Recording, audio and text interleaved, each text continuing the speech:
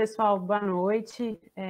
Enquanto Cruz Azul no Brasil, a gente quer agradecer a participação de todo mundo, dizer que a gente está muito feliz de vocês estarem conosco, nos prestigiando, dentro de uma discussão tão importante, né, que é a discussão atual, então, das comunidades terapêuticas frente à legislação e à questão do coronavírus, né. Então, para a discussão de hoje, a gente tem o Rolf Hartmann, que é presidente da Cruz Azul no Brasil, contador e economista, e o Egon Schlitter, secretário-geral da Cruz Azul no Brasil. Então, eu vou explicar para vocês um pouquinho como é que vai funcionar a nossa dinâmica.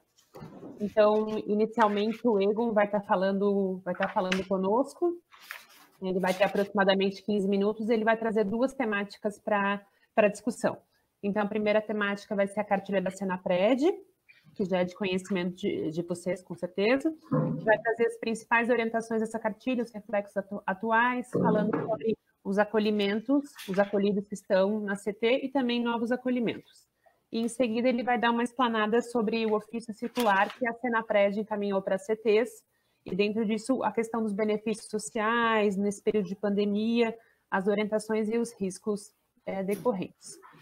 Enquanto que o Egon fala, se vocês têm alguma dúvida, alguma pergunta que vai surgindo, vocês já podem estar nos encaminhando via WhatsApp ou na própria página do Facebook, que a gente, então, vai estar tentando compilar essas perguntas, e após a fala do Egon, eu vou estar, então, repassando para ele essas questões, para a gente ver como é que a gente pode estar fazendo a resposta dessas perguntas, tá? Após o Egon finalizar, então, a resposta das perguntas, o Rolf vai conversar conosco, então, sobre o Programa Emergencial de Manutenção de Emprego e Renda, que, então, é a medida provisória 936 de 2020. Então, ele vai estar explanando dentro da mesma dinâmica, ele faz a explanação dele, e, posteriormente, ou enquanto ele está fazendo a explanação, vocês podem estar encaminhando perguntas, e a gente vai estar, então, compilando e solicitando que o Rolf responda ao final. A gente quer tentar trabalhar num tempo de 1 hora, vamos ver como é que essa dinâmica vai ocorrer. Se por acaso tiver alguma pergunta, alguma questão que a gente não conseguir estar respondendo nesse meio tempo, a gente vai estar dando esse retorno para vocês amanhã ou ao longo dos próximos dias, tá? Porque é uma temática nova, uma temática ampla, e algumas respostas a gente vai ter que tentar elaborar um pouquinho mais. Tá certo? Egon, passo a palavra para ti. Ok, boa noite a todos. É um prazer para mim, mas, ao mesmo tempo, é um grande desafio. É um grande desafio, né, como também, né, o celular que aciona a busca automática. Mas o contato pessoal sempre é o melhor, mas a tecnologia, né, então, ela permite alcançar muitas pessoas ao mesmo tempo. E hoje à tarde também a fala do ministro da Saúde, né, onde que ele colocou, né, que a partir de agora, né, os trabalhos online, reuniões online, então isso, mesmo passando a pandemia, isso vai se intensificar. Então, essa é a nossa nova realidade. O motivo de nós fazermos essa live é alcançar a todas as filiadas, né, e para nós também ganharmos tempo, né, nesse tempo de pandemia, com essas mudanças, principalmente essa temática que o Rolf vai abordar após mim, né? Então, isso é algo muito, muito dinâmico e até urgente, né? Então, para as entidades poderem acessar esse benefício, tem que tomar decisão de um dia para o outro, no máximo, de uma semana para outra. Então, essa é a realidade que nós estamos vivendo dentro da pandemia, a questão da urgência. Então, eu vou me ater à cartilha da Senapred, que foi compartilhada pela própria Senapred e também publicada no Facebook da Cruz Azul, no site, e também socializado por nós há mais ou menos 2 a 3 semanas, e destacar alguns pontos, né? E, primeiro, né, as orientações gerais que ela dá, a Senapred, para os acolhidos, né, que estão na comunidade terapêutica, sem mencionar aos novos acolhimentos, né, que é algo bem específico que eu vou abordar em seguida. Mas qual é as principais regras dentro da pandemia, né? É evitar as saídas da comunidade terapêutica.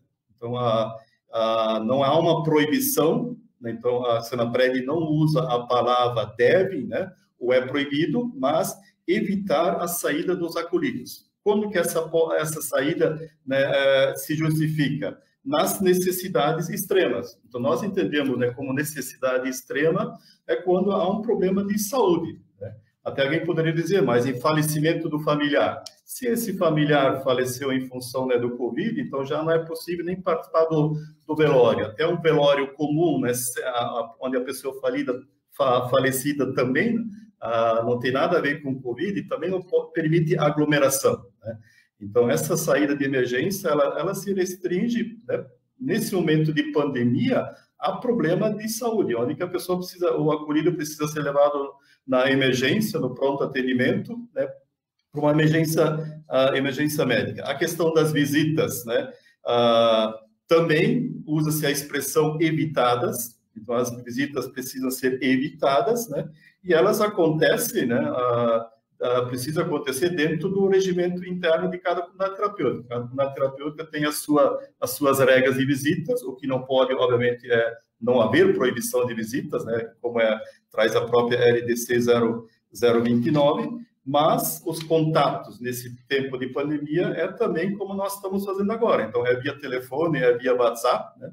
Então, como as visitas têm que ser evitadas, então vale, né, o online, né? Telefone, celular, né, e até a própria rede social.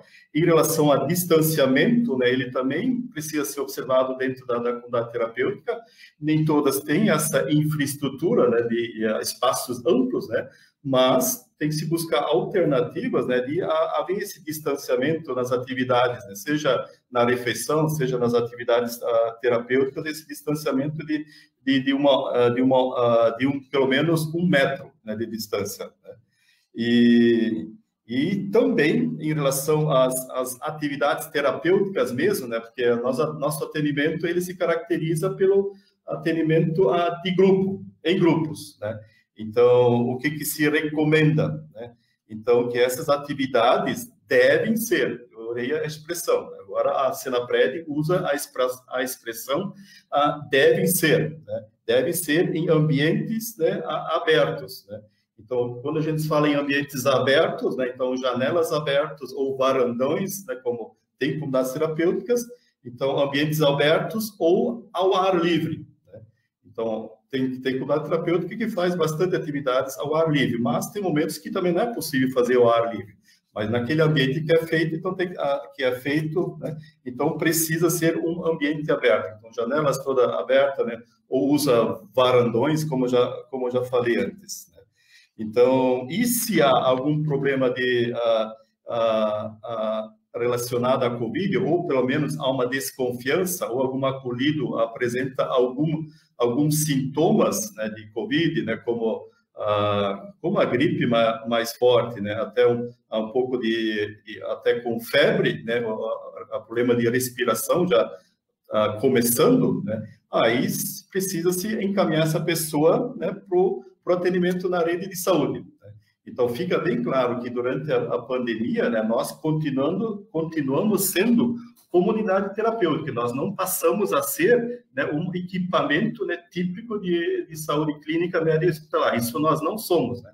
Então, nós continuamos sendo o que somos e recorremos, né, a rede, né, para esse tratamento. Então, se há um acolhido que apresenta, né, os sintomas da Covid, então ele precisa ser encaminhado para a rede de saúde e ser dado a alta administrativa, né, ou alta para atendimento médico. Então, essas são as orientações gerais que a Senapred deu em relação aos acolhidos que nós já temos, né, dentro da comunidade terapêutica, né, antes inclusive, né, de começar a pandemia, né, os decretos, né.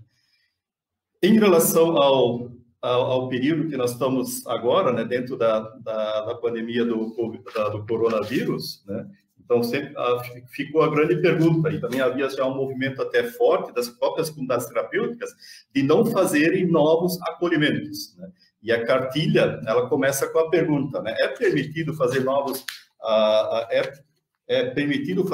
acolhimentos? Sim, ou ela até usa a pergunta, né, a comunidade terapêutica pode tomar a decisão de não atender? Né? Não, né? Então, nesse período de pandemia, nós continuamos atendendo as pessoas, né, que precisam do tratamento, né? Então, Obviamente que nós não vamos atender uma pessoa, né, que tem um diagnóstico, né, tem todos os sintomas da Covid, algo assim. Então, isso, obviamente, não. Mas continuamos atendendo, seja nós tendo convênio com a Senapred ou não tendo a convênio com a Senapred. Então, por quê? Né? Nós somos, né, caracterizados, né, pelo decreto 10.282, que é um decreto dentro da pandemia. Então, nós somos reconhecidos como serviço essencial, né? Então, nós somos um serviço, né, de promoção da saúde. E essas pessoas, né, durante a pandemia, precisam desse atendimento da saúde. Então, nós não podemos colocar restrições, né, de não acolhimento por alguma dúvida, né, ou algum receio, né? Então essa é a regra geral. Os acolhimentos, então, eles devem continuar, os novos acolhimentos. E aí também segue, né, a regra geral também. Então, já pela RDC 029, como pela Resolução 01/2015, a pessoa precisa ter passado por médico, ou seja, precisa de uma avaliação diagnóstica prévia, né? Que ela não tenha, né, um comprometimento da sua saúde física e mental de natureza grave, né? Então, essa avaliação diagnóstica prévia, feita por um médico, que já sempre valeu e está dentro da nossa legislação, essa avaliação, ela já resolve bastante coisas, né, em relação ao próprio Covid. Então, aquele médico, né, que fez essa avaliação diagnóstica prévia, ele já vai dar todas as informações, ou vai dar um parecer, né, se aquela pessoa está dentro do grupo de risco de estar com sintomas de Covid ou não, né? Então, essa segurança, então, nós já temos, né, por aquilo que nós já sempre fizemos e pela legislação que nós temos. Tanto é que a Senapred, ela lançou essa cartilha como uma cartilha de orientação. Por quê? Porque a legislação já nos obriga a ter uma avaliação médica antes de qualquer pessoa ser acolhida dentro da comunidade terapêutica, né? Ok, vamos agora de forma mais específica em relação aos novos acolhimentos, né? Então, quais os cuidados que nós devemos ter ao acolhermos pessoas agora nessa fase em meio à pandemia, como nós já estamos fazendo, né, desde o dia 15 de março, onde se desencadeou, né, a pandemia, onde que começaram a ser editados os decretos estaduais, né, colocando as restrições, né, de locomoção, ou na verdade, né, o isolamento total, praticamente, né? Então, nos novos acolhimentos, né, como fazer, né? Então, as comunidades terapêuticas que têm estrutura, né, para isolar essas pessoas, né, ou num quarto separado, né, ou numa edificação separada, num alojamento separado, então as comunidades terapêuticas que têm essa estrutura para isolar os novos, né, então elas podem, né, e obviamente devem continuar atendendo a essas pessoas, né? Então, mas os novos, eles precisam estar, né, numa espécie de quarentena, na verdade, estar em quarentena. Então, precisam ficar isolados, né, 14 dias, pelo menos 14 dias, né, isolados, né, do convívio direto com as outras pessoas dentro da comunidade terapêutica, né?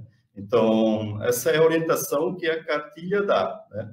Então, nós oferecemos um espaço separado dentro da comunidade terapêutica para os novos acolhimentos, né, pelos 14 dias, né, que é o período mínimo de quarentena. Essa quarentena até pode ser até estendida, conforme for o caso, né, até 40 dias, que é os 40 mesmo, que vem o nome quarentena. Mas, né, para fazer essa quarentena, então a própria portaria, né, do Ministério da Saúde, a portaria 356, né, ela coloca, né, que o médico precisa prescrever isso, né? Quer dizer, esse médico, né, que fez essa avaliação diagnóstica prévia, né, então ele precisa recomendar, né, esse isolamento nos primeiros 14 dias, né? E ao mesmo tempo o próprio acolhido, né, e a família concordar, né? Então se assina, né, até um termo de consentimento, né, para esse período, né, de isolamento dentro da comunidade terapêutica, nesses 14 dias iniciais, né, dentro nos novos acolhimentos. E dentro da quarentena, dentro desses 14 dias, para os novos acolhimentos, de termos esse cuidado, né? Então, precisa ser esse ambiente sozinho, né? Se a questão do distanciamento, né, ele também precisa acontecer, né, de 1,5 metro a 2 metros das outras pessoas, a questão da higienização constante das mãos, isso é prática. Então, esse isolamento que as pessoas fazem em suas residências, quando há uma desconfiança, essas mesmas regras, elas se aplicam também para dentro da comunidade terapêutica, onde que essas pessoas são monitoradas pela rede de saúde.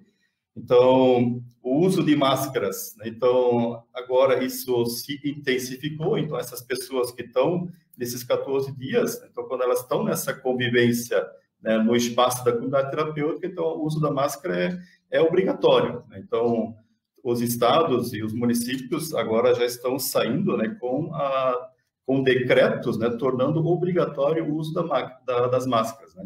Então, no Brasil, nós estamos saindo da fase do isolamento total, né, e indo, né, para o isolamento vertical, mas, né, com todos os cuidados. E um dos cuidados centrais nessa fase da pandemia, de forma geral, é o uso das máscaras. Não compartilhar talheres, né, com outras pessoas, né? A mesma coisa com a higiene pessoal, então não compartilhar produtos de higiene pessoal, né? Não compartilhar sabonete, shampoos ou qualquer outro. O cuidado redobrado, né, em relação se a pessoa tem algum resfriado, então segue as mesmas regras, né, a etiqueta, né, de como tossir, né, e respirar. A questão do material de higiene que é usado, então ele tem que ser colocado, descartado no lixo, né? Então tem que ter um lixo próprio, não um lixo próprio, mas tem que tudo que a pessoa usa, né, ou que não usa mais, que ela usou e que não usa mais, né, e que não é higienizado, tem que ser descartado no lixo. E quando essa pessoa, numa emergência, precisar sair da comunidade terapêutica, né, vai que precisa ter um atendimento médico dentro desses 14 dias de isolamento, então o uso de máscaras ele se torna mais obrigatório ainda, né? Então esses são os cuidados, né, que nós precisamos ter com os novos acolhimentos, né? Então nós precisamos oferecer essa estrutura separada, né? Se nós não a temos, né, se o nosso alojamento não comporta, né, se nós não temos esses ambientes, né, para fazer essa separação dos demais acolhidos nesse período, então a própria Senapred coloca que nós não devemos acolher. Então, na verdade, daí seria proibido o acolhimento se você não pode oferecer esse isolamento. Uma das coisas também que veio nessa questão da pandemia são as pessoas que moram, os moradores em situação de rua, moradores de rua, né? Então, há uma preocupação do governo federal em acolher essas pessoas. Então, a Senapred fez contato, né, tanto com a Cruz Azul como a Confenac, né, para que as comunidades terapêuticas possam absorver essas pessoas, né? E como essas pessoas em situação de rua, né, exigem um cuidado adicional a mais, né, e precisamos oferecer, então, essa quarentena, esses 14 dias de isolamento, então, há uma intenção da Senapred, né, em pagar um valor a mais, né, para nós acolhermos, né, moradores em situação de rua. Mas esse projeto, né, ele ainda está pendente. Ele ainda está pendente dentro do Ministério da Cidadania, né? Então essa é uma informação atual. Então, como alguns de vocês foram consultados e passaram informações, né, para acolher esse público, né, então há essa expectativa. Quando que a Senad vai pagar esse adicional para atendermos, né? Então, isso ainda está em aberto. Era uma questão urgente, continua urgente, a pandemia está aí, né? Mas a Senapred, né, o Ministério da Cidadania, tem também as suas limitações. Agora, finalizando, eu só passo assim, alguns pontos assim, bem rápidos em relação à carta circular da Senapred, né, de orientação para as comunidades terapêuticas, né, para elas orientarem os acolhidos e familiares acessarem os benefícios sociais, né, que o governo federal está repassando, né, dentro desse período de pandemia. Né? Então, ela lista lá, né, o saque do FGTS. Então, as pessoas, né, que têm FGTS a partir do dia 15 de junho podem sacar, né, o valor correspondente a um salário mínimo. O outro benefício, né, que é bastante divulgado, é o Corona Voucher, né, que é, como ele é conhecido, são os R$600 para aquela pessoa que não tem trabalho, que está na informalidade ou que está desempregado, onde que a mãe, né, que cuida da família, e é só a mãe, ela pode receber, inclusive, R$1.200. Né? Então, não cabe a nós a obrigação, né, de buscar esse auxílio, mas de orientarmos, né, os acolhidos e os familiares. Tem toda a problemática, né, do acolhido receber dinheiro durante o acolhimento e abandonar o acolhimento. Né? Então, isso é uma discussão bem grande que nós estamos tendo dentro da própria CONFENAC. Então, esse recurso sendo recebido pelo acolhido, né, então isso tem que ser trabalhado de forma terapêutica desde o início, até antes, né, do acolhido, né, junto com a família, buscar esse benefício. Então, a questão terapêutica, né, ela tem que caminhar bastante próximo, né, porque o fator dinheiro em mãos, né, um dinheiro, né, que pode ser sacado, né, na boca, no terminal eletrônico do banco, né, então ele é um fator de risco muito grande, né, para abandono do acolhimento, do tratamento e o fator de recair. Então, nós, como CONFENAC, estamos encaminhando um ofício para a Senapred, né, colocando esse desafio. E tem pessoas que vão precisar sair da comunidade terapêutica para acessar esse benefício. Quando a comunidade terapêutica não tem acesso à internet, porque o acesso a esse recurso, em sua grande maioria, ou totalidade, é de forma online, via aplicativos, via internet. E quando isso não é possível, né, então cabe a Senapred nos orientar, né, como a comunidade terapêutica pode auxiliar, né, se o acolhido precisa sair da comunidade terapêutica. Não é uma emergência, né, porque ele tem o seu sustento dentro da terapêutica. Mas, claro, a família pode estar numa emergência. Se depende do acolhido, né, o acesso, né, então nós estamos pedindo essa orientação. Finalizando, aí tem o 13º salário dos aposentados, né, então que a primeira parcela então já foi depositada agora em abril, e a próxima parcela do 13º, então, vai ser depositada a partir do dia 25 de maio. O PIS/PASEP também é um direito, né, que foi antecipado, o saque, né? Então, são benefícios, né, que a Senapred, então, faz questão, né, de passar, né, essa lista para as comunidades terapêuticas, né, para elas auxiliarem, né, as famílias nessa crise. Né? Então, tem o benefício também do PPC, benefício da prestação continuada, que também é R$600, né? Então, também permite o saque esse adiantamento do BPC, né, durante esse período de pandemia. Um outro ponto positivo, muitos acolhidos buscam o auxílio doença nesse período. Então, se esse processo está pendente, né, então há um adiantamento do auxílio doença no valor de um salário mínimo. Né? Então, é um direito que também cabe ao acolhido. Então, o fator, né, auxílio doença, dinheiro em mãos, isso já é um fator de risco, né, há 20, 30 anos dentro das comunidades terapêuticas. Então, isso sempre precisa ser trabalhado de forma terapêutica, né, para evitar a evasão, né, do acolhimento. Em resumo, seria isso, né? Então, acho que é mais importante, né, as perguntas, né, porque tem cada comunidade terapêutica, mesmo dentro das filiadas, então, há dúvidas específicas, então, nós estamos à disposição e vocês podem, então, passar a pergunta. Muito obrigado e estamos aí. Obrigada, Egon. João Maria, do Grão de Mostarda, ele faz uma pergunta que é relacionada a esses benefícios agora eventuais, né? Então, ele pergunta, como devemos proceder em questão dos beneficiados do auxílio emergencial? Eu entendo que ele quer falar do Corona Voucher aqui. E como proceder com aqueles que têm direito e não têm o cartão? Levamos ou não uma agência da Caixa? É a pergunta dele. Se você tem que primeiro esgotar o acesso online, né? Então, a Caixa Econômica, então, tem os aplicativos específicos para isso, né? Então, inclusive, aquelas pessoas que têm problemas com o CPF, né, que está em situação irregular, então, ou não tinha CPF, então, isso tudo está sendo disponibilizado agora de forma online, direto via e-mail, via site, né, justamente para evitar os deslocamentos, né?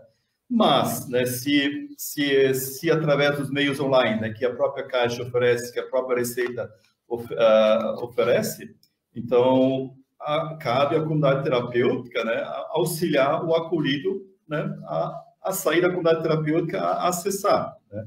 Assim como nós também auxiliamos e temos a obrigação de levar eles para o atendimento médico, né, ou a regularização de algum documento extremamente necessário, então nós também damos esse suporte. Certo, Ego. Obrigada. Outra pergunta é do Fábio, e ele pergunta se a gente pode fazer os acolhimentos nesse momento sem os exames, né?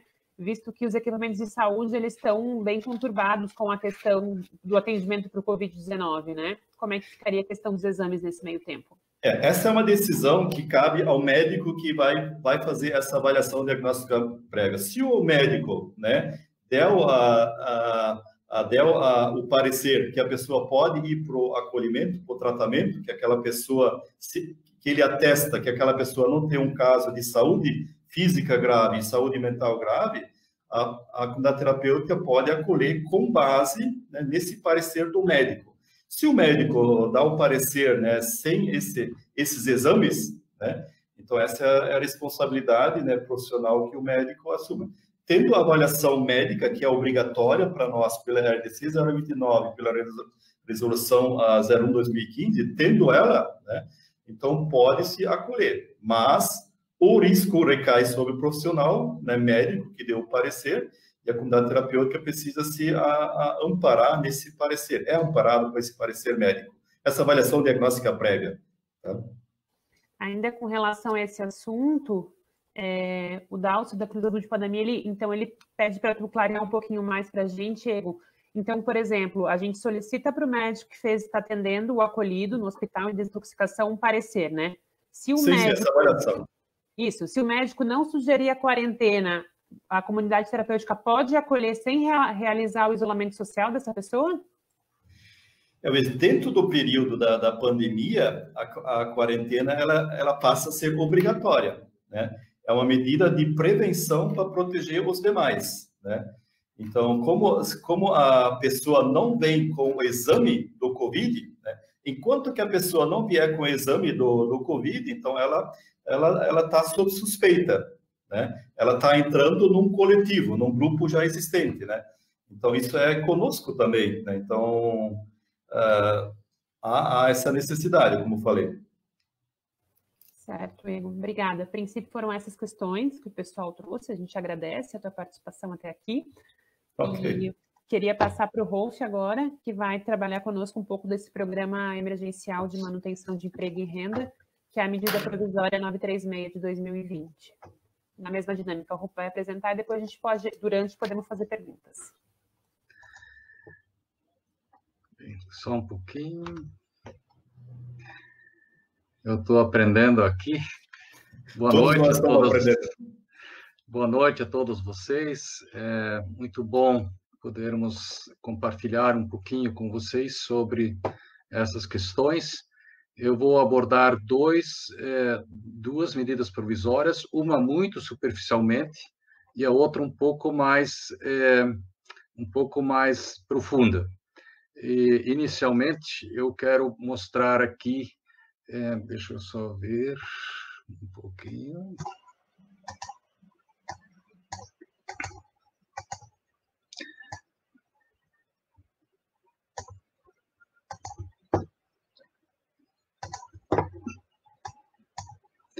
Bem,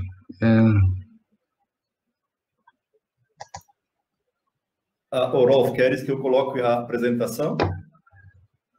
Eu preciso... Eu posso adicionar o PowerPoint, se você quer agora.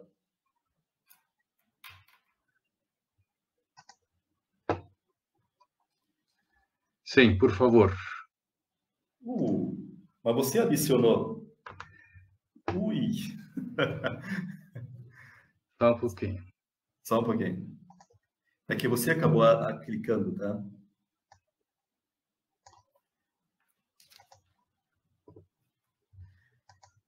Eu vou pedir para o Cleito fazer... Opa, eu vou adicionar agora, pode ser? Pode ser.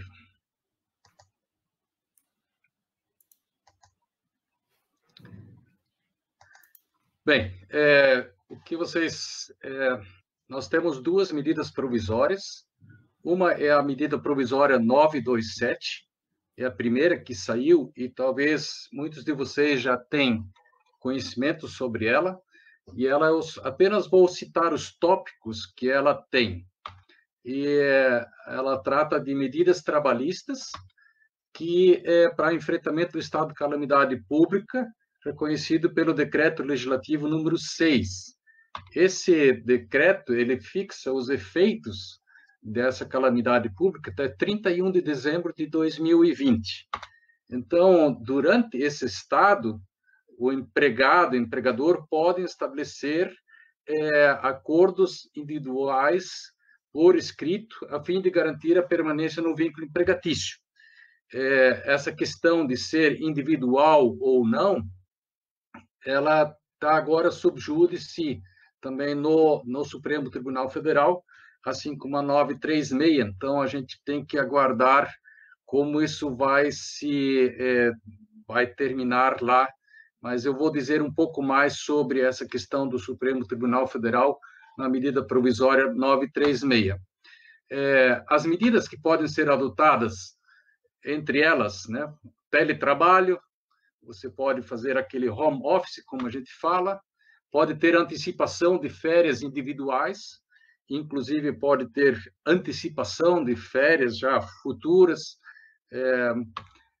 você pode conceder férias coletivas, você pode ter o aproveitamento e antecipação de feriados, nós temos muitos feriados esse ano, e você pode fazer banco de horas, e a suspensão de exigências administrativas em segurança e saúde do trabalho. Essa questão também está sendo analisada pelo Supremo Tribunal Federal, então, mas existem algumas questões ali que podem ser suspensas, e também o fundo de garantia, o vencimento do fundo de garantia de março, abril e maio, ele foi postergado. Apenas para isso aqui, eu apenas cito para vocês, eu não vou entrar nesses detalhes, tendo em vista que isso aqui já demandaria muito tempo, e eu acredito que muitos já tenham até adotado essas medidas. E a nossa proposta como Cruz Azul é de, se vocês tiverem necessidade e interesse, vocês podem se manifestar ali na live, né, no chat,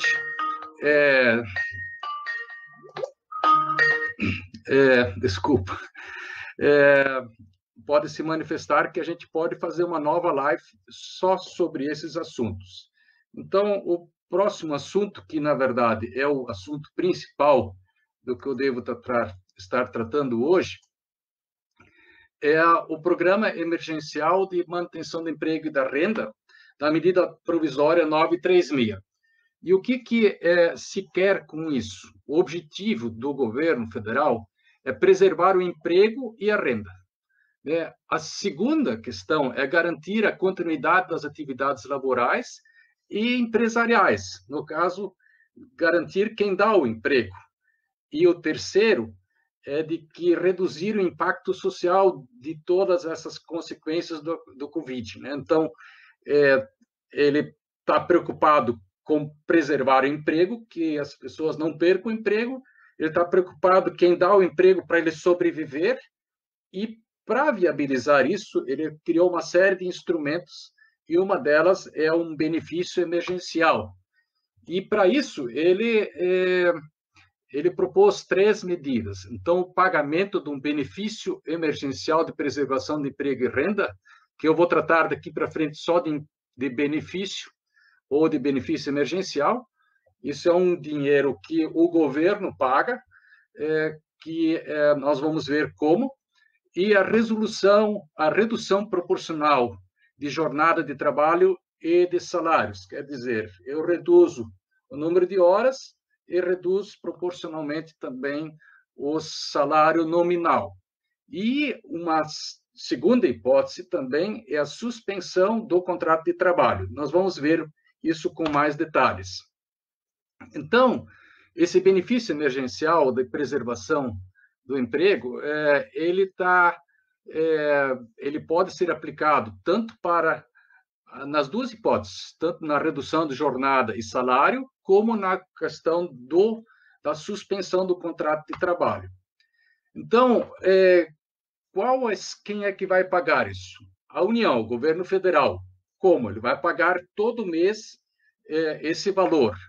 E a partir de quando que isso é pago? É a partir, na verdade, ele conta a partir da data da redução do trabalho, da jornada de trabalho e do salário, ou da data da suspensão temporária do contrato de trabalho. Então, se eu assino com data de hoje, por exemplo, valendo a partir de hoje vai estar valendo. Quem comunica para o Ministério da Economia? O empregado precisa fazer alguma comunicação para o Ministério da Economia? Não, ele não precisa. Quem faz isso é o empregador.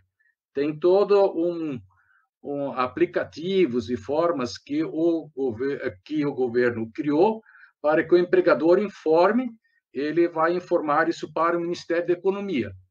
E o prazo para o empregador, e no caso que isso aqui é aplicável também para as comunidades terapêuticas, de informar isso para o Ministério da Economia é de 10 dias da data de celebração do acordo. Quando que o governo vai pagar? Ele vai pagar 30 dias após a data do início. Então, se começou hoje, dia 16 de abril, dia 16 de maio, vai estar caindo na conta do empregado, para que ele possa sacar. Né? E ele vai ser pago exclusivamente enquanto que durar a redução proporcional da jornada de trabalho ou da suspensão temporária. Então, esse é o período. Quais as consequências se o empregador não informar o Ministério da Economia? O empregador fica com as obrigações como se não tivesse o acordo durante esse período, porque o governo vai passar, se não for informado no prazo de 10 dias, aí o governo vai passar a contar só a partir da data da comunicação. Então, isso tem consequências para o empregador se ele não fizer no prazo correto. Seguro-desemprego. O empregado pode pensar, cara, mas se eu ganhar isso aqui, eu vou ter problemas depois com o seguro-desemprego. Não vai ter. Isso aqui é um benefício que é calculado com base na metodologia do seguro-desemprego, mas se, por exemplo, esse empregado ele receber esse benefício emergencial do governo, ele depois for demitido por justa causa ou sem justa causa, ele vai ter o direito ao seguro-desemprego, como se não tivesse recebido. Simplesmente ele não perde o direito ao seguro-desemprego. Como é que é calculado o seguro-desemprego? Então, vocês podem ver nessa tabela, nós temos sempre calculado da média dos salários dos últimos 3 meses. Então, quem ganha até R$ 1.599,61 vai pegar essa média salarial vezes 0,80, né? E no caso, se você tiver um salário médio de R$ 1.599,61, ele vai receber R$ 1.279,69 de seguro-desemprego.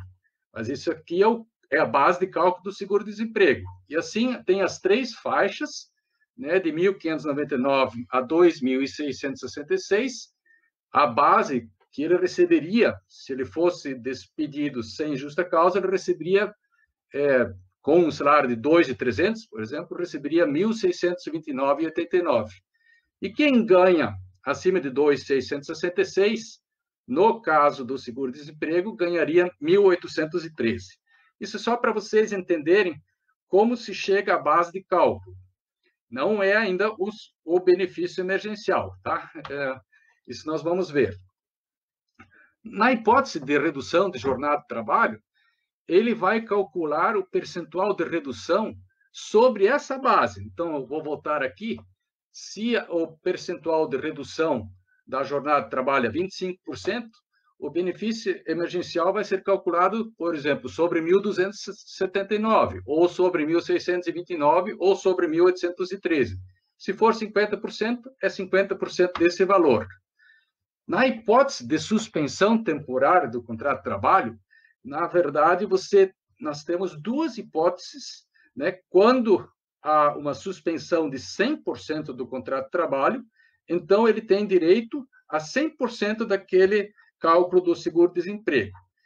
Empresas, no caso, com receita bruta acima de 4.800 em 2019, elas só podem reduzir 70%. Só 70%, ele vai ter direito só a 70% do seguro-desemprego e a empresa vai ter que pagar uma diferença que a gente vai ver um pouco adiante.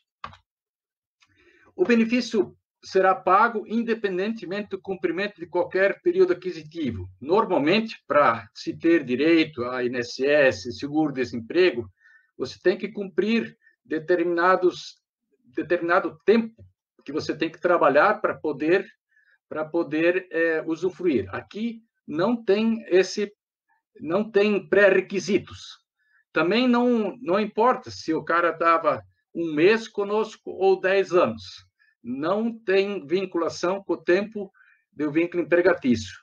Também não tem a ver com o número de salários recebidos. Então, isso é para realmente ajudar a manter o emprego. Para quem não pode ser pago esse benefício? Quem é funcionário público? Se você é funcionário público, você não recebe esse benefício. Ou se você já é aposentado, aí você não recebe. Se você recebe alguns auxílios de prestação continuada, exceto se for por pensão de morte ou auxílio acidente. Se você estiver recebendo seguro-desemprego em qualquer das outras modalidades, ou ainda uma bolsa de qualificação profissional, que é um pouco mais,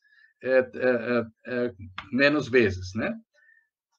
Ainda, o empregado que se tem mais de um emprego, ele pode receber esse benefício para cada emprego em que ele estiver, exceto quando tem essas modalidades de contrato intermitente. Isso aqui na cidade de Blumenau, até pouco tempo atrás, tinha Souza Cruz, então eles tinham contratos intermitentes, só os safristas e coisas desse tipo.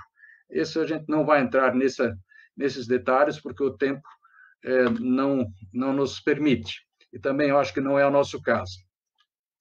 Então, por quanto tempo eu posso reduzir a jornada de trabalho e correspondente salário? Por até 90 dias. Precisa ser 90 dias? Não, pode ser menos.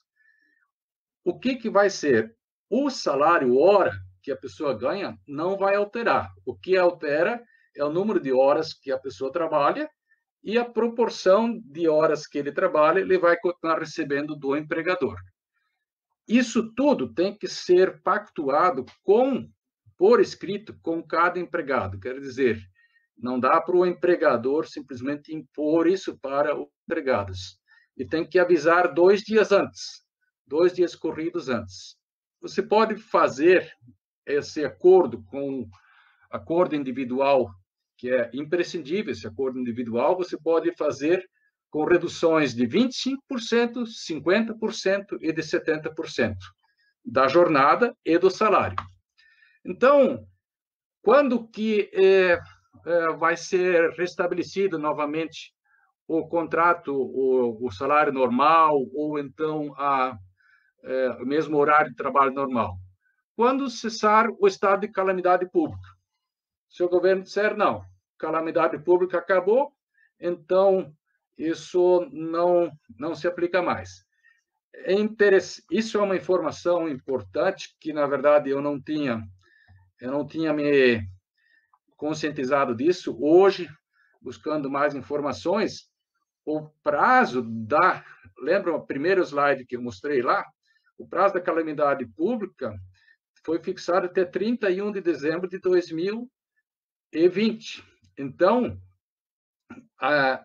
o empregador pode lançar dessas medidas que estão aqui na medida provisória, tanto a 927 quanto a 936, pode lançar até 31 de dezembro de 2020. Quer dizer, nós estamos agora no olho do furacão, ou, como dizem alguns, estamos ainda para entrar.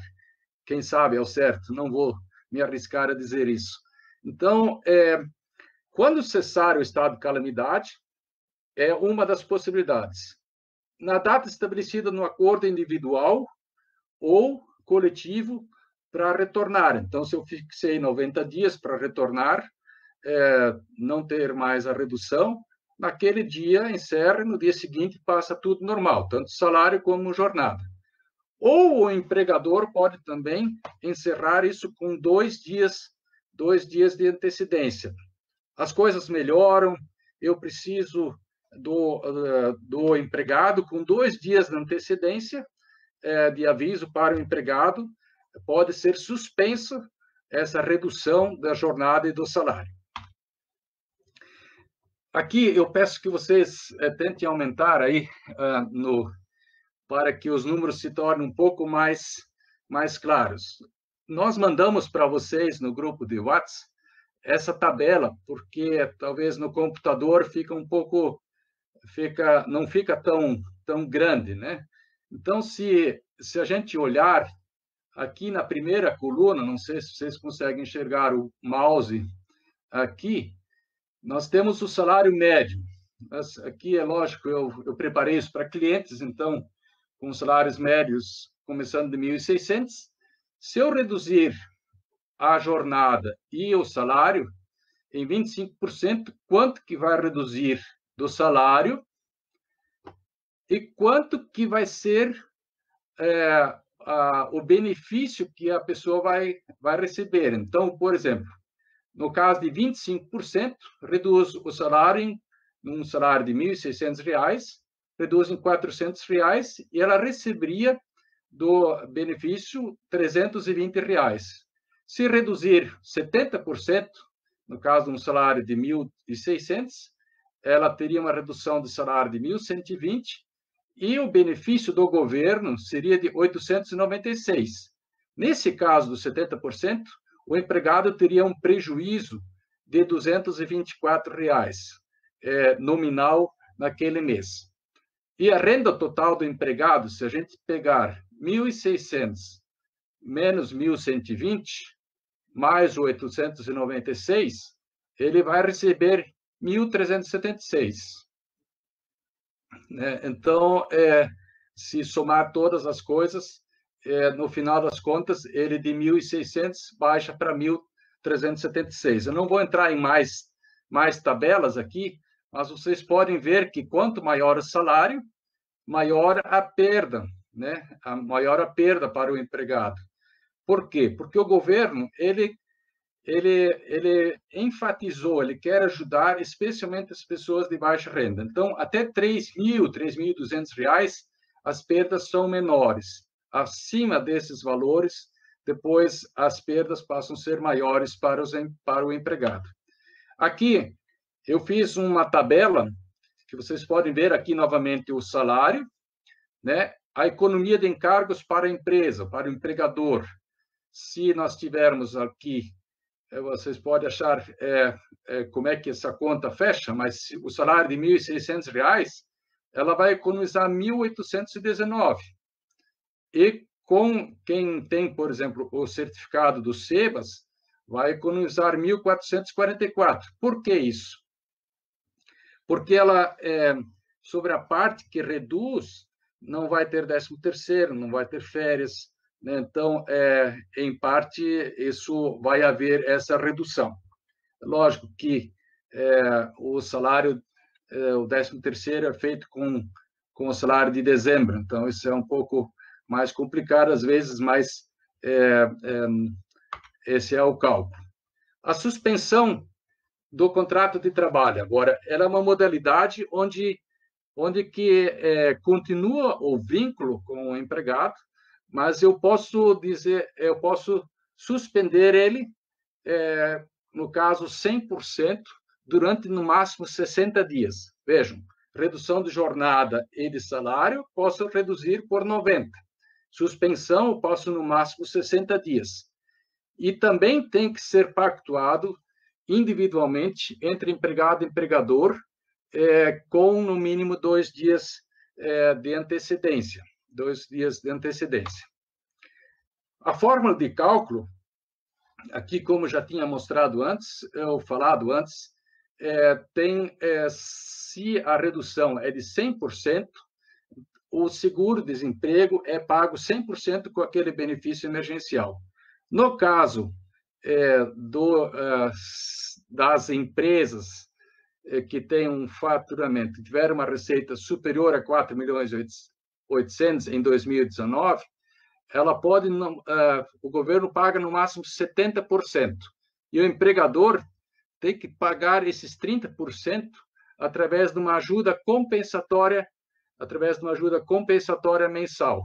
Isso significa, só que essa ajuda compensatória mensal, ela tem umas vantagens, porque ela tem que, primeiro, ela tem que ser combinada no momento do acordo individual.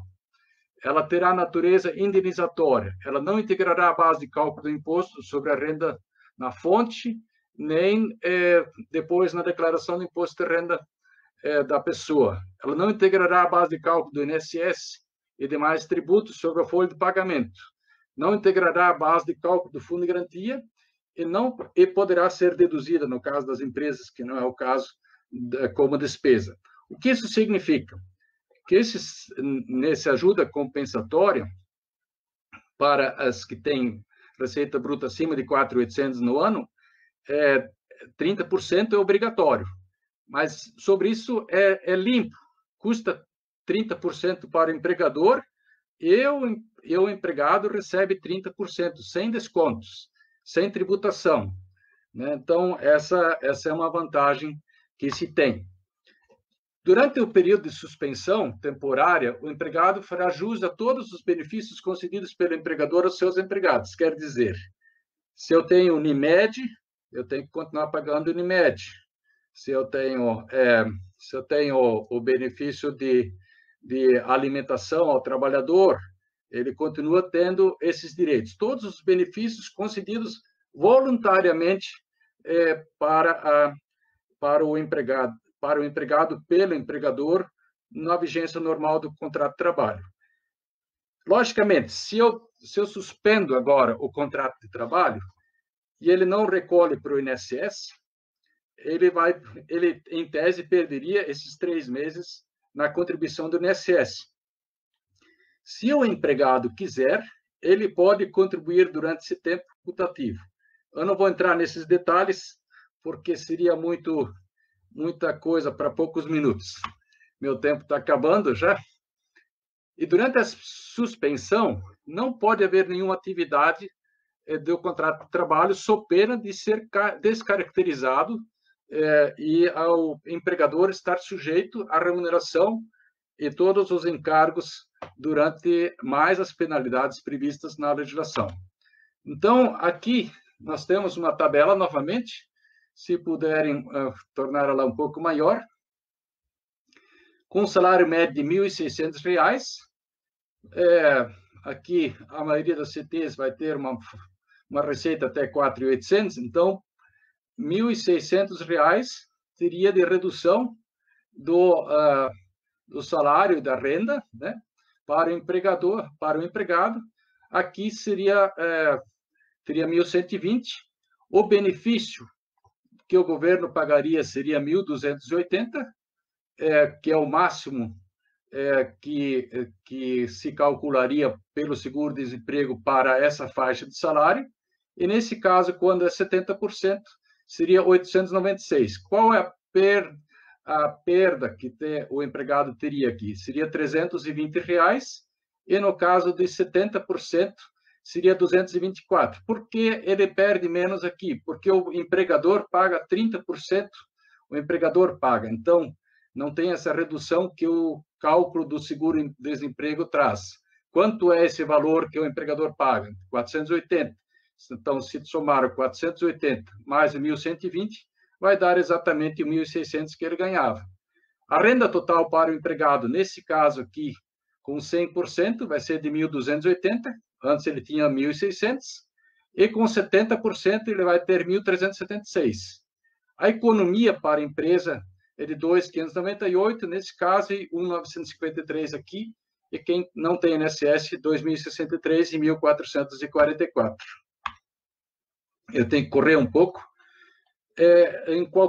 Pode voltar novamente, normal. Durante o tempo que você dá, você faz esse acordo com os empregados. Digamos, nós fazemos uma redução de jornada e de salário durante 3 meses, 90 dias. Vai ter a estabilidade, a garantia de emprego durante esses 90 dias, mais 90 dias. Se eu tiver durante 30 dias, eu vou ter estabilidade, o empregado vai ter estabilidade de 30, mais 30 dias, o mesmo prazo que durou essa medida emergencial, ele vai ter de garantia de emprego. Então, no caso, se alguém fizer esse acordo com os empregados, vão ter um direito de manutenção dos empregos, na verdade, garante durante 6 meses. Essa é a conta. Em caso de dispensa, que tem as multas, se você despede e não cumpre esse prazo de estabilidade, de garantia provisória de emprego, então tem, além de pagar o que era devido, ainda tem algumas multas. Aqui também tem outros detalhes que eu não vou entrar agora, mas aqui é uma coisa importante, tá? Os acordos individuais de redução de jornada de trabalho ou de salário, de suspensão, devem ser comunicados pelos empregadores ao respectivo sindicato laboral no prazo de até 10 dias corridos, contados da data de sua celebração. Então, eu celebrei hoje, em 10 dias eu preciso passar isso para o sindicato. Mas tem uma novidade. No Brasil, nós temos STF. E o STF, ele resolveu dar uma liminar e que ele começou o julgamento hoje do mérito. Infelizmente, o sistema deles caiu no meio do julgamento e o Toffoli pediu desculpas hoje à noitinha, hoje à tarde, dizendo que vão continuar o julgamento amanhã. Num primeiro momento, eu fiquei muito bravo, porque um grande esforço do governo federal para manter o emprego e a renda, e de repente chega o STF, pode até ter razão, mas colocou um balde de água fria, e vocês, talvez, a maioria acho que sabe, mas quem não sabe, eu tenho um escritório de contabilidade.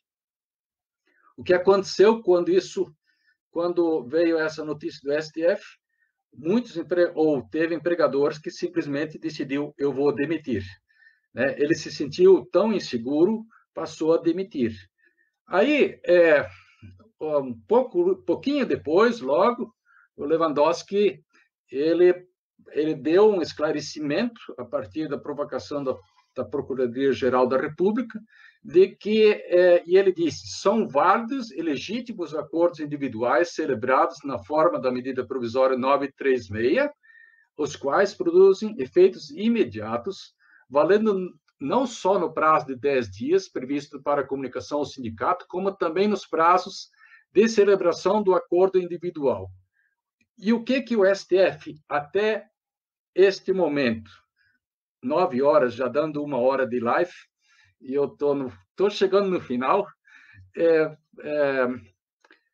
o que tem hoje? Tem que comunicar em 10 dias, e o sindicato decide se ele quer deflagrar uma negociação coletiva ou não. Se ele não agir no prazo no prazo estabelecido ali na lei, que eu não vou entrar nesses detalhes, então fica valendo o acordo individual.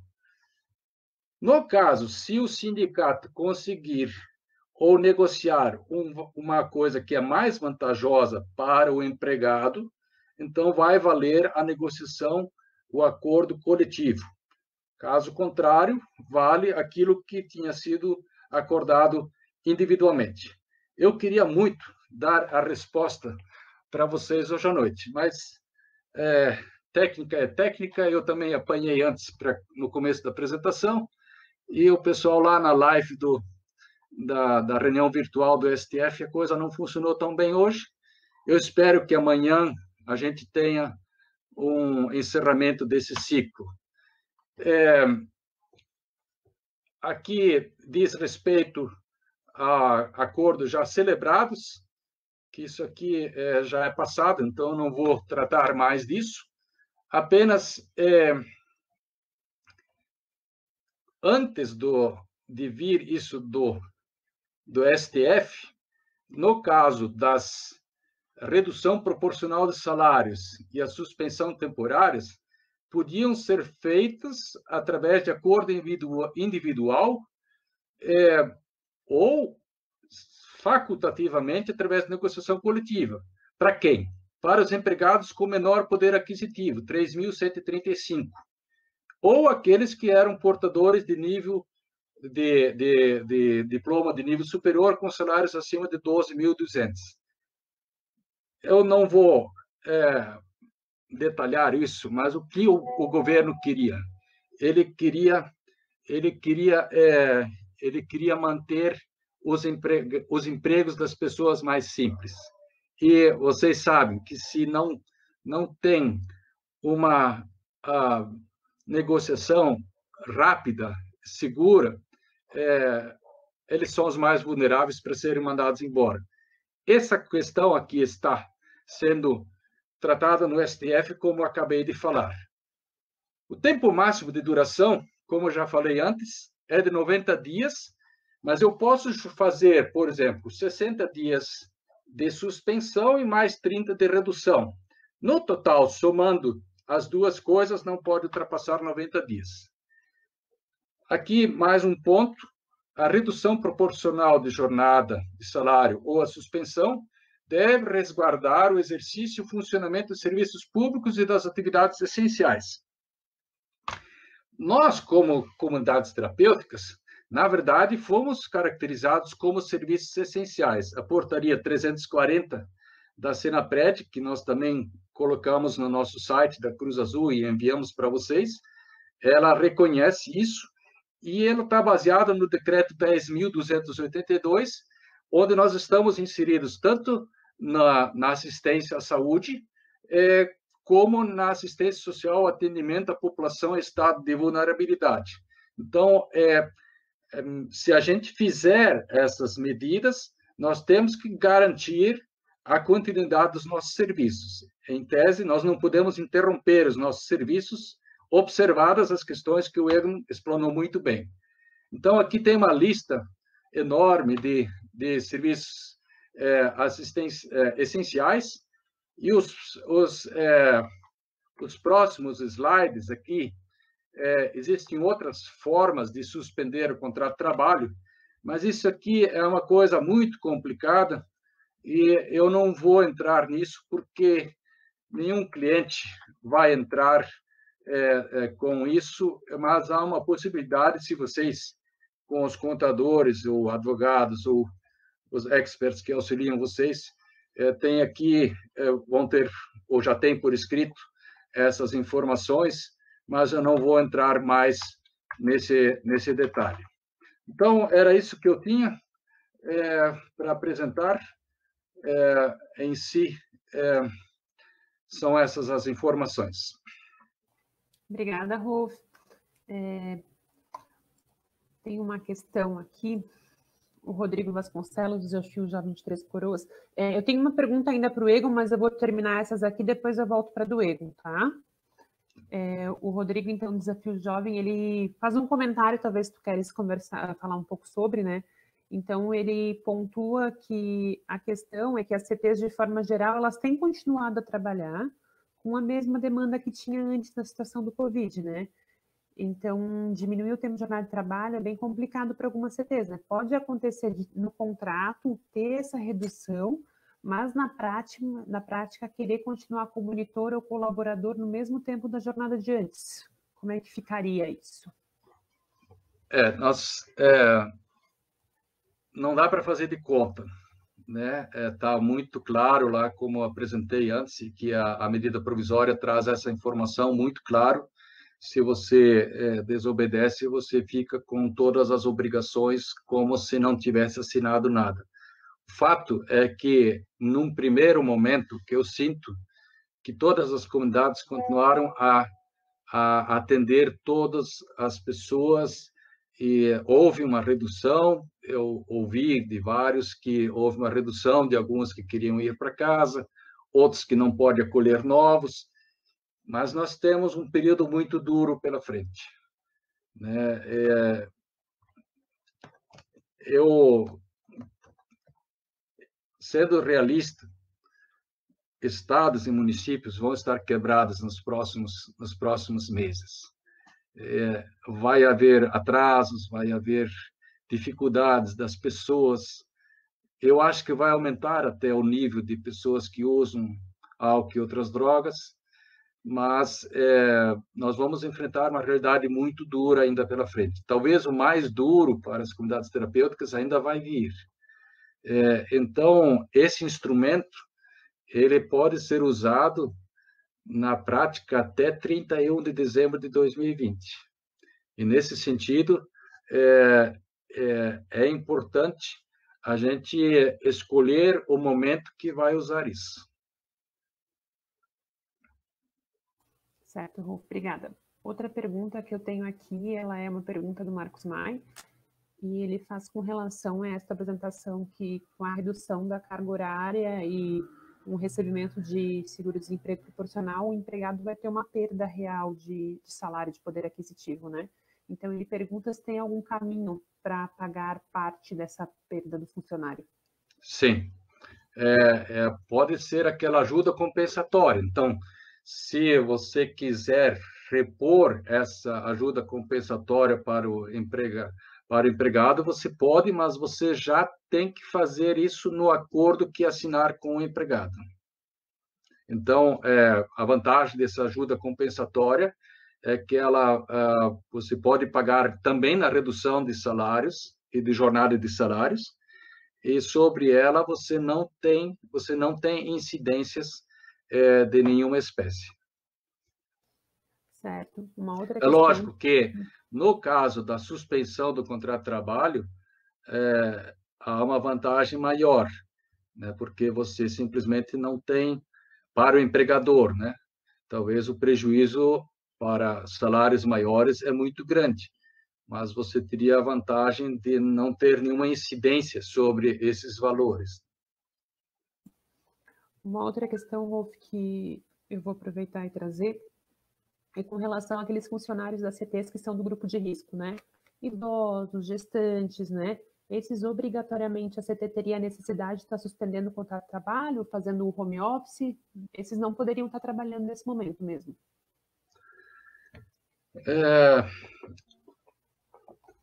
O que eu não poderia dizer que não pode.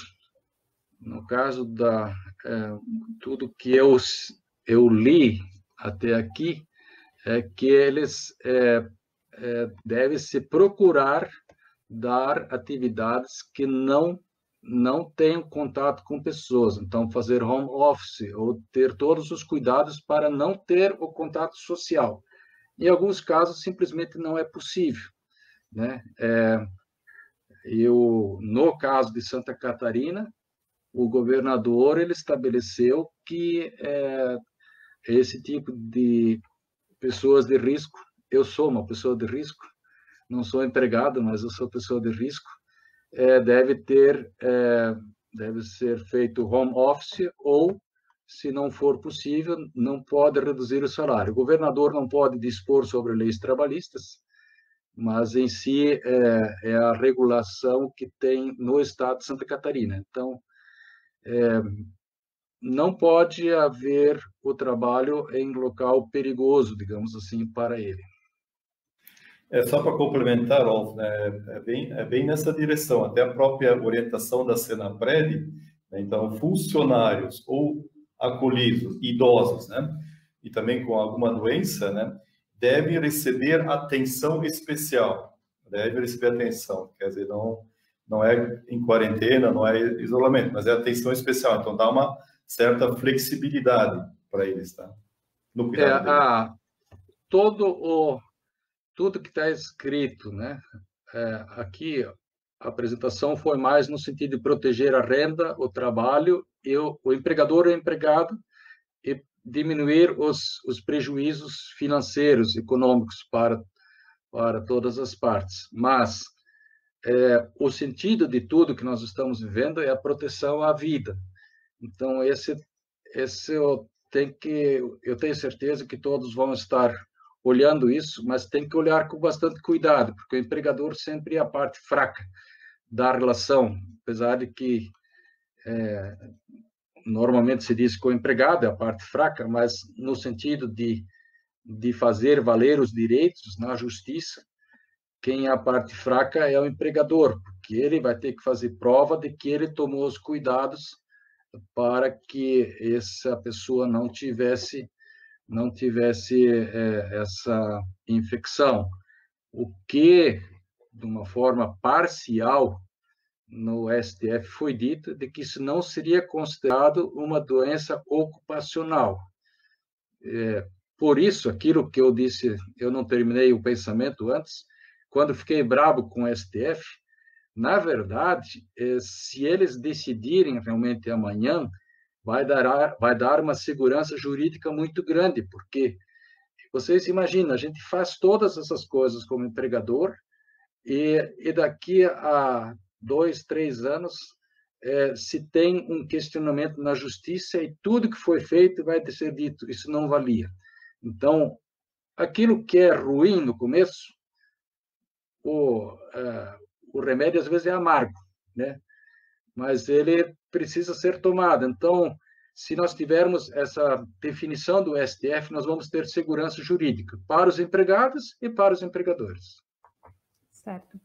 Tem mais 3 questões, então eu vou trazer elas uma a uma para a gente finalizar, então, por causa do horário, tá? O Edson Galvão pergunta, acho que é para ti, Rolf, o que você quer dizer que o pior ainda virá para CTs? Eu talvez não devia ter dito isso, mas, assim, eu encaro a coisa de uma forma muito realista.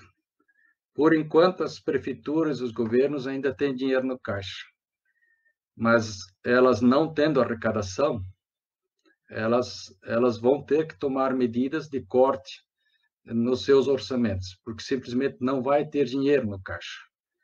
E, historicamente, a gente tem visto que os governos então, retornam aquele que não é o empregado direto. E eu tenho certeza que muitos governos vão priorizar as comunidades terapêuticas. Mas nós temos já notícias, eu sei, por exemplo, no Piauí, que o governo do estado do Piauí está atrasado desde dezembro, né? Já estava atrasado. Então, e outros estados onde isso também é complicado. Se os governos agora, com esse fechamento das empresas, não arrecadam, ela não vai ter dinheiro. Então, a não ser que se faça uma mágica que os governadores não podem fazer, eles não podem emitir dinheiro, o que eles podem fazer é dívidas. Mas eu acho que vai haver um período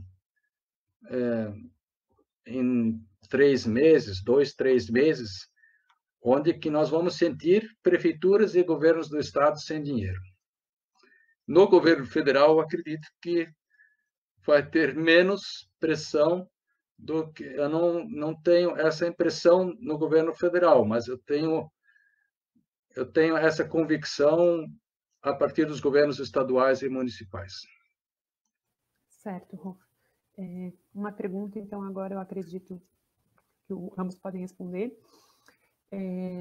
Da Casa do Oleiro, de Teresina, eles fazem uma indicação que o Ministério Público Local enviou uma recomendação para suspender os acolhimentos em comunidade terapêutica. Então, ela pergunta para os demais colegas, né, se mais alguém recebeu uma recomendação, mas eu queria ver, Rolf e Egon, vocês estão sabendo de algo? Qual seria a orientação nesse sentido? Bom, Rolf, Thais, queres começar? Bem, em si, é uma situação bastante complexa, né? Se o Ministério Público assim o diz, vai ter que cumprir essas recomendações, mas o Ministério Público ele está equivocado porque nós temos uma legislação federal que diz que nós somos serviços essenciais. Então, nesse sentido, o que nós, como Cruz Azul, estamos fazendo? Nós, em primeiro lugar, nós provocamos a emissão daquela portaria 340, reconhecendo que as comunidades terapêuticas são serviços essenciais. Estamos pedindo para a Senapred e o governo federal justamente intervir nos estados e nos municípios onde isso tem, ele vindo como autoridade federal e comunicando isso. E o que nós podemos fazer como comunidades terapêuticas? Nós devemos passar para eles o decreto 10.282, o que é? Sim, é isso mesmo. 10.282, a portaria 340, onde que nós temos a obrigatoriedade de acolher se nós tivermos as condições de fazer a quarentena. Hoje, a Senapred também mandou um e-mail, vocês devem ter recebido. Ela mandou um e-mail de que só pode acolher mediante a obediência àquelas disposições da portaria 340. O que quer dizer com isso? É que se você não tem condições de fazer a quarentena dentro daquelas regras lá, então você não pode acolher. Se você não tem condições de atender aquelas coisas, em tese, você tem que atender, pode atender nessas condições. Mas tem que obedecer à legislação e à ordem local, seja do município, do estado, mas sempre é a boa conversa, né?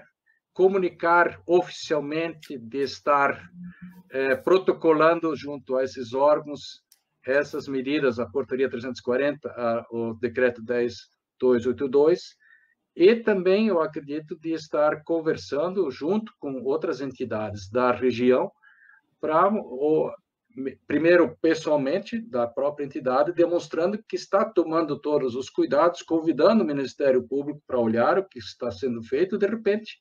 E a outra coisa de talvez com a união de outras comunidades terapêuticas, porque que obedecem a essas regras, não quem faz de conta, né? De tentar convencer diferentemente. E queres complementar, Egon? Bom, é que o Ministério Público, né, ele faz valer a legislação, né? Então ele mesmo não pode ser a lei, né? Então ele vai dar um parecer, né, que a legislação a determina ou não determina, né? Então cabe a comunidade terapêutica, né, enviar essa legislação federal, né, que o Rolf citou, bem como outras, né? Então nós estamos prestando um serviço de saúde, de tratamento da saúde, então as pessoas têm o direito ao acesso, ainda mais que as comunidades terapêuticas que têm convênio pela Senapred, então é um serviço custeado, né, aquelas vagas, né, pelo poder público. Então há uma certa, não vou dizer certa, mas há uma ilegalidade, né, nessa avaliação do Ministério Público, né? Então, ele tem que ser provocado, né? Dialogar com ele, enviar a legislação, né? E também nós somos um serviço reconhecido, né, pela política de saúde. E a saúde, pela saúde, né, não há nenhuma proibição, né? Tanto pelo Ministério da Saúde. Talvez, e agora, a partir dessa pergunta, Egon e Camila e eu mesmo, nós poderíamos estar elaborando um parecer técnico, né, sobre isso, e também demonstrando que, apesar de nós não sermos clínico-hospitalares, nós somos saúde. Então, essa discussão que é longa, mas que nós, talvez, de uma forma, a gente não tem condições de resolver isso, mas junto com a legislação federal, de fazer a compreensão desse, e talvez fazer até uma petição modelo que as nossas filiadas possam fazer. Esse é assim nós vamos assumir esse compromisso com vocês. Eu só não posso prometer assim da noite para o dia, nem do dia para dia, mas na semana que vem a gente consegue fazer isso aí. Certo. Eu vou trazer uma última pergunta, então, para ti, Egon, da Diane Machado, da Casa da Oleira Teresina. Ela pergunta, então, se o usuário quiser o acolhimento e ele não tiver vindo de um hospital de desintoxicação, né? Como é que ele pode acessar o sistema médico para conseguir toda a documentação necessária, atestado médico, considerando que em tempos de pandemia está muito complicado esse acesso? O que a comunidade terapêutica tem que buscar, né? Tem que conseguir algum médico na rede ou algum médico até voluntário ou parceiro da entidade, né, para dar essa avaliação diagnóstica prévia. Então, é um serviço, né, de articulação, né, e de garimpar o profissional médico para dar essa avaliação. Então, esse médico, que normalmente cada comunidade terapêutica tem um médico que vem 2, 3 horas por semana, né, para fazer o atendimento aí das comorbidades e outras necessidades. Então, desse médico avaliar essa pessoa e dar esse parecer, né? Mas esse profissional, né, se ele não está disponível na rede, né, então a comunidade terapêutica tem que ir atrás, né, do médico que pode dar essa avaliação. Não tem como escapar dessa avaliação diagnóstica. Então, se vai que a pessoa não tenha Covid, mas tenha tuberculose, né, e acabe infectando outras pessoas. Então, não tem como escapar. Então, tem que fazer toda uma articulação para conseguir acesso ao profissional médico, né? Eu vejo que os postos de saúde, os ESFs, então, tem médico nesses serviços, né? E aí infelizmente, tem que fazer esse garimpo. Certo. Então, tá. Rolf e Egon, a gente agradece, então, a disponibilidade de vocês também. A gente agradece todo mundo que assistiu, que participou.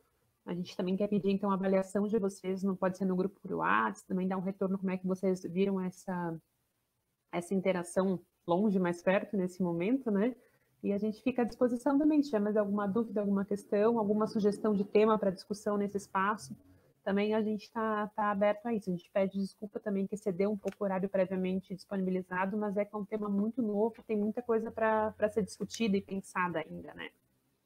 Eu queria, assim, pedir, se vocês tiverem interesse no aprofundamento daquele tema, por exemplo, home office, banco de horas, férias, todos aqueles temas da medida provisória 927, que vocês expressem isso, porque aí a gente não de uma hora para outra, mas a gente pode fazer uma nova live especificamente sobre isso, talvez possa ser até mais curta do que essa que a gente fez agora, né? E eu quero agradecer a toda a equipe da Cruz Azul que disponibilizou e trabalhou para tornar isso possível, né? Eu fico feliz com o comprometimento, com o amor que a equipe tem pela causa, pelas pessoas, também pelos nossos filiados. Vocês todos, nossos filiadas, né? Somos muito gratos que vocês estão fazendo ali na ponta, acolhendo as pessoas.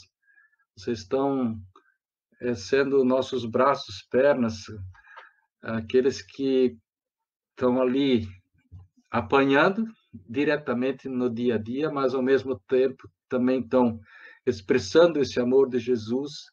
E eu queria, assim, encerrar dizendo que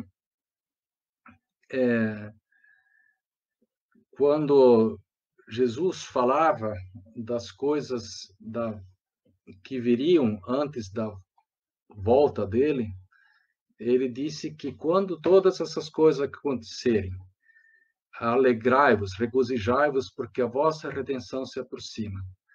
Nós precisamos pensar muito mais na vida eterna, né? E eu acho que isso faz com que o nosso trabalho nas comunidades terapêuticas, nosso trabalho como Cruz Azul, ele se torne com muito mais valor ainda, porque se para a pessoa isso tem valor eterno, se ela encontra Jesus, se nós podemos ter a oportunidade de passar a mensagem da salvação para ela, isso tem valor eterno. Quer dizer, vai ser decisivo para a vida ou para a morte eterna, né? Então, e ao mesmo tempo para nós, também com todas as inseguranças que nós temos.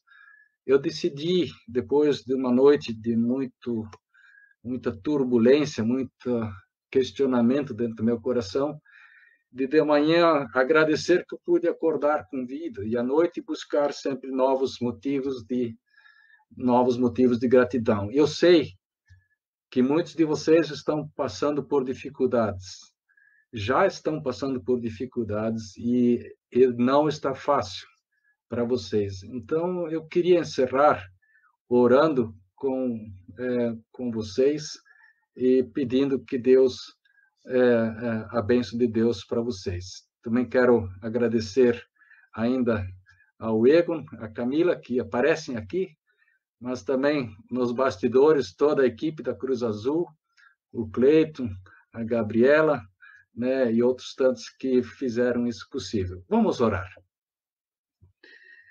Senhor Deus, nós queremos te agradecer que tu vieste a esse mundo, trouxeste a mensagem do teu amor, dando a tua vida por nós. Tu não poupaste esforços, Senhor, tu não poupaste nada para que nós pudéssemos ser alcançados por teu evangelho.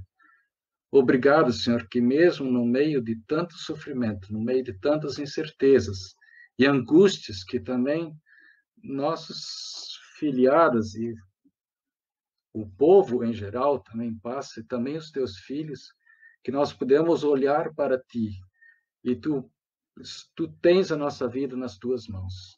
E que nós podemos nos alegrar, Senhor, que um dia tu vais voltar e tu vais nos chamar para o teu lado, tu vais nos dar a coroa da vida eterna. Senhor, dá forças, dá ânimo, sustento a todos que estão ali, Senhor, na ponta, amando, acolhendo. Dá saúde, Senhor, protege as nossas casas. Dá também os recursos financeiros, os recursos de pessoal, que também os acolhidos e as suas famílias, Senhor, possam ser tocados nesse momento e que nós mesmos, Senhor, possamos aproveitar esse momento para que possamos nos chegar mais perto a Ti. E, Senhor, pedimos que Tu nos abençoes e nos guardes, que Tu faças resplandecer o Teu rosto sobre nós, tenhas misericórdia de nós, que resplandeças o Teu rosto sobre nós e nos dês a Tua paz. Muito obrigado, Senhor. Amém. Uma boa noite a todos vocês, então. Boa noite, pessoal. Até a próxima. Boa noite.